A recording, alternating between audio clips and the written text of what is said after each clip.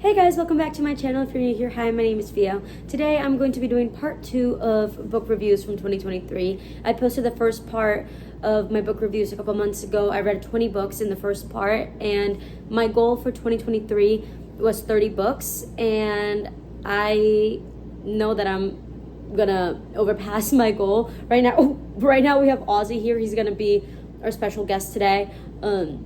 But yeah, I'm just gonna hop right into it. If you want to watch my first part of the reviews of the books that I read at the beginning of this year, it's gonna be linked down below, and I hope you enjoy it.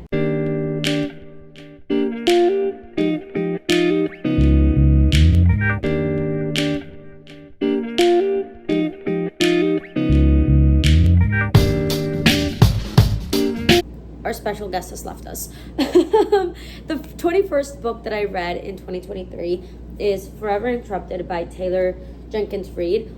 I rated this book a solid 6 out of 10.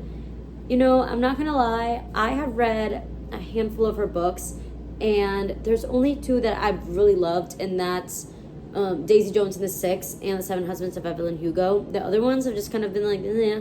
To me, my friend Giselle actually gave me this book, and it's about a man and a woman who meet, and there's these instantly sparks flying between them, and they're together for 6 months, and then they elope. They're married for 9 days. He dies, and then the whole book is just kind of her grieving and dealing with it, and forming a friendship with her mother-in-law, whom she had never met prior to this, because they had, it was just so short-lived. To be completely honest with you, this was not an epic love story. When I read the back, I was so stinking excited, because I was hoping for this whirlwind, life-changing romance. And I have said, and I will continue to say, that I think I've had a more intimate connection with a New York City rat than the connection that they had. It just seemed like a very boring romance. It didn't really show, all the details of why it was so great. So that's why I rated this book a 6 out of 10. The next book I read is The Snow Girl by Javier Castillo. My sister recommended me this book, and she was like, this is one of my favorite authors of all time. You have to read it. 9 out of 10. Oh my gosh. Obviously, it's a little bit of a thicker book. It's about around 400 pages. But I am so excited to watch a TV show about this. It is originally a Spanish book, so I got the English translation, because although I do speak Spanish, I love reading my books in English instead. The whole book is about this little girl that gets kidnapped at a Macy's Day Parade, and she's 3 years old. The parents are freaking out about it, and for 12 years they get proof of life. They only get it, I believe it was 4 times that they got proof of life.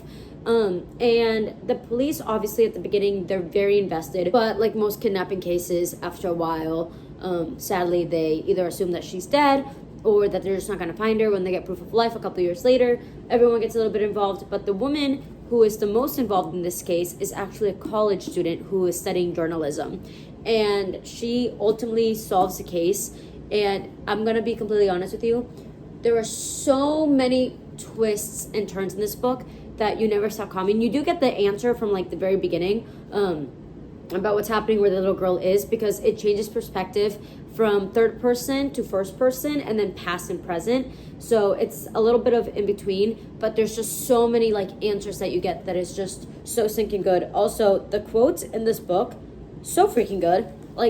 Each chapter at the beginning has a little bit of a little quote, but just so many lines in this book have been so good. My poor private story for my book reviews dealt with so many highlights of this book just because it was so good. But definitely recommend it. Definitely gonna watch the series. But yeah, the next book I read is Number the Stars by, oh my gosh, I don't know if I'm gonna say this right, Lois Lowry. I read this book in middle school, and it is it literally says over here, it's a children's book. But I remember loving this book in middle school, and I read this in literally 3 hours. It's only 130 pages. I rated it a 7 out of 10. It is in third person, and if you know me, I don't like books in third person. And it's about the Holocaust and how the Nazis are coming in, to take the Jews away, take them to concentration camps. And this little girl's family, her name is Anne Marie, they're not Jewish, but her best friend is. So they take in her best friend and pretend that she's one of their daughters during the whole, Nazis coming in to take the Jews. Then they do a little escape plan for them. I'm not gonna lie, if this book was written for adults, or for an older crowd, I guess you could say, and if it was longer, there's so much that this book I know that it would have been a 10 out of 10, but just because it is a children's novel, and I know that it's meant for you to read it in either elementary school or middle school, there is a lot of meats and potatoes, as my middle school teacher used to say, missing from this. So for that reason, I rated it a 7 out of 10. The next book that I read is My Favorite Half Night Stand by Christina Lauren, and I actually learned that Christina Lauren is not one person, but it's two best friends that put both of their first names and created an author with that. So I think that's pretty cool. But I sadly rated this book a 5 out of 10. This is also my first novel by them. And it's a friend group of, I believe it's like 5 people, but it's 4 boys and 1 girl. And one of the lead men and the girl happen to have a one-night stand, and then they become friends with benefits, and surprise, surprise, they get attached to each other. What's expected? The only thing is that they are all professors. They're like in their 30s and stuff, and they need dates for like this gala that's going on. So they agreed to do this dating app to like find dates instead of like going with like the boys having to see which of them get to take the girl named Millie. And they all create this dating profile, and the boys are like making fun of Millie because her dating profile is very, very boring. So she creates a new one with a different name, where she goes more into detail, where she matches with the guy that she is friends with benefits with. And she has a lot of trouble opening up, but in the app she can do it a lot. So it's kind of like figuring out their like little love story between that and like them coming together and all that. It felt very much like a Wattpad book, to be completely honest with you. I don't know, I just felt very like, it felt like a book for like 14, 15-year-olds. So like if that's like your age group, like definitely recommend it. But like I'm 22, definitely was not something that like I fully loved. But the plot was good, like it would make a good rom-com. But my little complaint about this book is that I love when books have many chapters and each chapter is between 12 to 15 pages, because I feel like it moves the storyline along faster. This book, every single chapter was 25 to 35 pages, which kind of makes it hard to put down the book like when you need to like do something. But I don't know, like I said, 5 out of 10. The next book I read, which is also the 25th book I have read in 2023, is Maigret and the Man on the Boulevard. This book is originally a French book, and it was translated into the English version. My friend Annie actually gave me this book today, and I read it in just a couple short hours. It's only about 200 pages. It's very, very short. I very sadly rated this book a 3.5 out of 10. This book opens up with the murder of a man, and the investigators try to figure out why he was killed, who killed him, and then if anyone could just kind of give him a little bit of a backstory on the man so he could, put the puzzle pieces together. When he tells the man's wife what's happening, she comes and sees the body, and she was like, listen, like, I know that's my husband, but that's not something that he would wear. Like, he would never wear something like that. I've been married to him for like 20 plus years. I know him. He wouldn't wear that. So the investigator looks at like 3 or 4 days prior to the man's murder to try to kind of see like the puzzle pieces to see what's going on. And he ultimately figures out that the man that was murdered, named Louis, was in fact living a double life. The book, like the plot and the story, I will say it's there. Like I understand the intent, it's good, but it felt so extremely rushed. And I felt like every other page I was introduced to a new character, and then I wouldn't read about them for 20 pages, and then they would come back and I would forget who they were. So it was just kind of a lot, to be completely honest with you. It was also a little bit hard to follow. Another thing is that I really do not like books in third person, because I just feel like I can't connect to the characters as much, and this book was also in third person. So obviously I thought that my 25th book was gonna be like 10 out of 10, amazing, but I sadly give this book a 3.5 out of 10. The next book I read is Never Never by Colleen Hoover, and I heard so many mixed reviews about this one. Some people really hated it, and some people really liked it, and I loved it. I rated it a 9.5 out of 10. The book kind of starts in the middle of nowhere, like you're kind of confused because the characters are confused. It changes perspective between male and female, but the storyline of this book is this couple, they're in high school, and every 48 hours they wake up without their memory and they can't figure out why. So once they start realizing that they're losing their memory every 48 hours, they start taking notes. So then when they lose their memory again, they have the notes of like all the clues that they found out of like what's going on. There's a lot of twists and turns. I had so many guesses about this and all of my guesses were completely wrong, but I should have expected it because Colleen Hoover is very like based on romance and true loves and all that stuff, but it's very, very, very good. I definitely recommend it. The next book I read is 6 Days in Rome, and this book disappointed me like there was no tomorrow. I rated this book a 2 out of 10. And the reason I actually bought this at the airport and I was so excited to read it because last summer I spent 6 weeks in Rome, and it just seemed like the summary and the plot in the back seemed so interesting. It's about this girl that she moved from New York to Rome for 6 days, which is what I did except for 6 weeks. And basically she was going to find herself.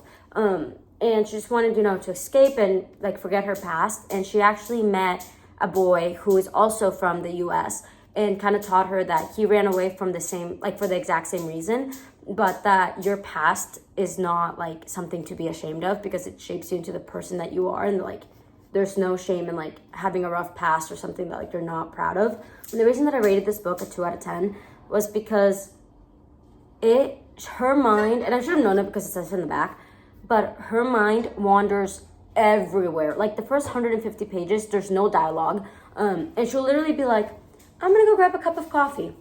And then she'll explain her experience with coffee for the first time, then in high school, then in college, and then now. And then she'll be like, and then my dad's experience with coffee, and then my mom, and like, it was just so freaking annoying. And each chapter is like 60 pages too, which is like not ideal for me. But I was gonna give it a 1, but I gave it a 2 because it was based in the same like little neighborhood that I was living in Rome. So like it was very nostalgic, and I was texting my friends from Italy. They'd be like, oh my gosh, look at this, I miss it. So if it wasn't because it was based in the same neighborhood that I was living in, I would have gotten a 1. The next book I read is A Court of Thorns and Roses. My friend Nina actually recommended this book for me. It's a whole series, it's 5 books. And I was a little skeptical to read it because it's the first like fantasy book that I've ever read. It's very, very good. I rated it a 9 out of 10. I don't even know how to like properly describe it without giving it so much away because you really have to read it to like understand. But it's about this human girl that accidentally hunts the wrong like wolf. So she gets like summoned to the fairy world. And I can't explain, like there's so many things that, like I would just give out the whole entire book, but literally when thinking of this book, the best way to describe it is Beauty and the Beast meets The Hunger Games. The next book I read, I actually don't have it with me because I'm currently at my family's beach house in Costa Rica, but it was Malibu Rising by Taylor Jenkins Reid, and I take that back what I said about not liking her books because I've learned that I like her popular books, but I don't like her like beginning into like literature books. So just a little preference. But Malibu Rising I read, and I was so good. I literally read it in 2 days. It was a 9.5 out of 10. This is the perfect beach read. It follows the lives of 4 celebrity siblings. It deals with a lot of neglect, and it switches between past and present. It's in third person. I never like books in third person, but all her books are in third person, and I've enjoyed most of her books in third person. And basically, it shows like how the family came to be, how they became famous, everything, and the loss and the responsibilities that they had. It kind of also shows how family loyalty becomes and is extremely important because of their deadbeat father. There's a lot of secrets, and I can't spoil everything, but in the present, the family always throws, one character in specific, Nina, she's the main character, she throws one big party in Malibu every single year. And it kind of just shows all like hell breaking loose because so much like truth and like secrets are being revealed as well that like they never really knew about. So it's so freaking good. I really, really recommend that book. The 30th book I read, so I hit my goal of 30 books for 2023, is A Court of Mist and Fury. This is the second book in the series. I rated this book an 8.5 out of 10. So I will say, I want to cuss, but this human becomes a fairy and shit goes loose in the fairy world. I really cannot like explain the book into detail because it will give it all away, but she just kind of realizes that the whole Beauty and the Beast plotline was not for her, and she just wants to become her own character. So this is kind of like, it follows her story and like the person that she's becoming. This is a very slow burn romance, and it is a mixture of the Vampire Diaries and Twilight and a little bit of Divergent, not gonna lie to y'all. Also, my friend Nina recommended me the series, and she read all 5 books in like a week and a half, and I don't think that I'm gonna be continuing the series just because I don't think that fantasy is something that like excites me or that I love to read. It was good, but it's not my cup of tea like it is for a lot of people. The next book I read is Meet Me at the Lake, and I rated this book a 7 out of 10. This is a second chance romance. It's about these 2 people that meet for 24 hours and they make a deal to come back a year later and meet without any contact of each other. And then the guy never shows up. Surprise, surprise. 9 years later, they re-meet. The book changes between past and present, and they just are falling in love with each other again and dealing with their past and the heartache that they had and who they are now and like the issues that they have now. This is the same author that wrote Every Summer After, and I loved Every Summer After. I think I rated like a 9.5 in my previous book reviews, but this one, it was good, but it wasn't great. And a lot of people have told me that, but I still really recommend it. It has some heart-wrenching moments, and because of like friendships falling apart, like the reason the friendship fall apart, not between the boy and the girl, but the girl and the girl, I hit a little too close to home, and a lot of the romance parts also hit a little too close to home. So I did enjoy that little call out, not gonna lie to you, but yeah, I still definitely recommend it. Solid 7 out of 10. The next book I read is After I Do by Taylor Jenkins Reid, and this book was actually in first person. It was not in third person. I was very pleasantly surprised, and I rated this book a 10 out of 10. I was very hesitant to read this book because the plot is about a man and a woman who have been together for 11 years, and they realize that they have fallen out of love. And what they do is that they make an agreement that for 1 year, they're not going to contact each other or see each other whatsoever. And there's like no rules. Like they can go be with whoever they want. They can sleep with whoever they want, date, whatever. And that concept to me is so nasty because even though it's an agreement, they're still married. So it's like they were having like affairs. And that to me is so like disgusting.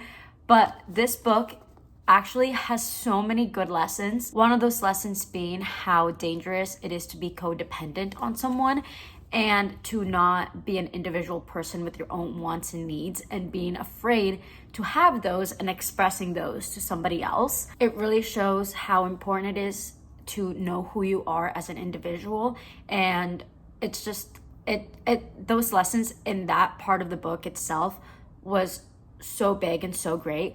Another lesson is how important it is to really be with yourself, but with people that are going to be there for you during a healing process, but people that are going to be there with you for you with no judgment, that are going to be there supporting you and understanding you and just listening to you without you having the fear that they're going to judge you and criticize you and tell you what to do and all these different things. One of my favorite quotes from this book is that just because you can live without somebody doesn't mean that you want to. It just, it wrecked me. And not gonna lie, my favorite character from the book was the grandma. She was a hoot. She had me laughing like there was no tomorrow. That book was fantastic. The next book I read is The Tattooist of Auschwitz. I actually got this book at the airport in Costa Rica because I only had like 100 pages left of After I Do and I needed another read. So I picked this one up and I rated this book a 7.5 out of 10. This book is based off a true story of Lael Injita. And before I even read the book, I read the back of it because the author explained her experience, because the book was her telling the story that Lael asked her to tell. And I literally cried very embarrassingly on the plane because she was explaining that the first time she went to meet Lael, she really thought that it was just like getting to know each other before the whole process started. And she didn't bring like a recording thing to like, record and then like type and all that stuff. And he said, I hope that you can write fast. And she was shocked and she was like, well, what do you mean? Like, I didn't realize that we were starting right away. And he was like, well, I don't have much time. she was like, what do you mean you don't have much time? And he was like, I don't have much time because I'm gonna go be with the love of my life in heaven, because she had passed away. I'm getting goosebumps right now. But it was so good. The whole plot of this book, the amazing and beautiful true story of this book, is that Lael worked in the Holocaust. He worked in the camps, and Jita was actually a prisoner in the camps. They fall in love, and how they never got caught is astonishing to me. And Lael, literally the reason that he went to work for the Holocaust, or to be part of it, was to protect his family back home.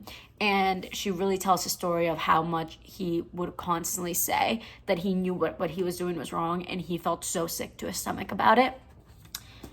He actually, because of his guilt, he is constantly helping prisoners. He's bringing them extra food whenever he can. He's protecting them. He's telling them when to go where, just to protect them. And how he doesn't get killed because of doing all this is insane. How they don't get caught is insane to me. And I know that there's a lot of very similar stories to this. And one of my friends, actually, because I have a book review story on Snapchat, and he actually slid up on my story and he said, I understand it's a true story, but I don't like the fact that the Holocaust is being romanticized. And I was like, maybe I explained it in the book reviews wrong, because the Holocaust was such a terrible and disgusting thing that it really shocks me that it's really true in history. But that really, obviously their love story was something that was a big part of the book because they survived, but it really gives you the really ugly details of the Holocaust and what Lael saw and what he would hear Jita go through and other people, and how sick to his stomach it made him to know everything that was going on. One of the things that actually I remember I audibly gasped when I read this was because Lael was actually Jewish when he was working there, and they had to go, apparently one of the numbers, because they tattoo the numbers, and two of the dead bodies were exactly the same. So one of the officers asked them to come with him because he was the one tattooing those numbers.